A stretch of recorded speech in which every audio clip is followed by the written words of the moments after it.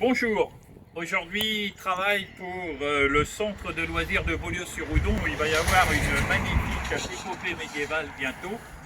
Donc parce que là-bas il y a un animateur qu'on connaît bien nous chez les compagnons de Brahello, le dénommé Adrien, tout le monde l'appelle Adrien, mais son vrai nom de compagnon c'est La Plume.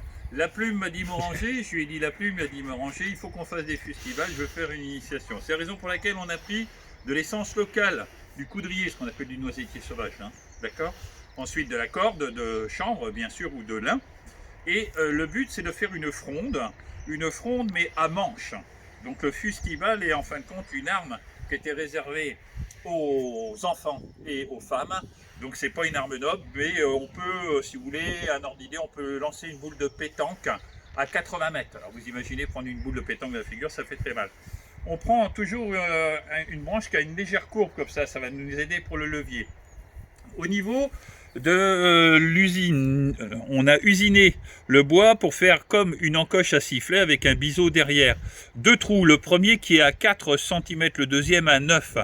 La première corde va être arrêtée par un nœud, va passer par-dessus, en dessous, et va venir se fixer sur la cuillère. Au niveau de la cuillère, on a fait un trou à l'emporte-pièce, on fait passer la corde dessous, dedans, et on la ligature pour bien tenir. On fait exactement la même chose sur l'autre. Au niveau des dimensions, on est sur une corde de 95 cm, sur une cuillère qui fait 18 de long.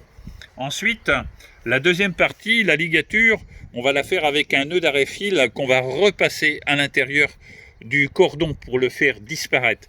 Comment cela fonctionne? Tout simplement comme ceci, c'est-à-dire qu'on met la cuillère quand on charge, on tient de la main droite, on prend sa cuillère, on a un sac normalement ici, un sac à pirade, on prend un sac à pirade, on met dans la cuillère ici. Par contre, quand on travaille avec ça et des pierres, attention, il faut vraiment faire très attention, une pierre peut vous tomber sur la tête. C'est la raison pour laquelle je préconise l'utilisation du casque. Donc, il va falloir qu'on se fasse aussi pour les compagnons des sacs à pirade, c'est-à-dire un sac qu'on attache à la ceinture. On prend, on tient main droite, de la main gauche, on le charge. Ensuite, on va venir mettre sa fronde chargée derrière, on la met le plus bas possible et dans l'axe exactement de sa tête vers la cible. Et là, il va falloir qu'on arrête.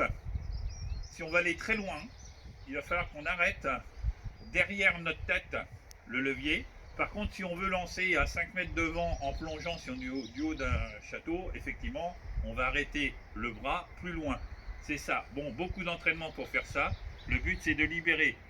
Hop, on y va. 1, 2, 3. Je suis en garde à gauche. Je jette et vous avez vu que la fronde a libéré le projectile. Voilà, attention, le casque est obligatoire à utiliser.